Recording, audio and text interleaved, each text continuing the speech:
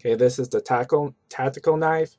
Here's the part where you cut thread or belt if you need to shatter glass. Here's the flashlight.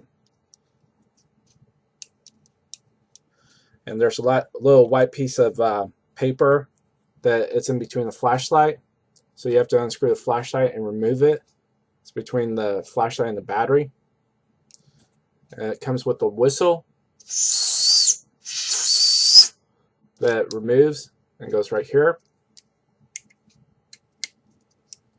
And to remove it, just press down out.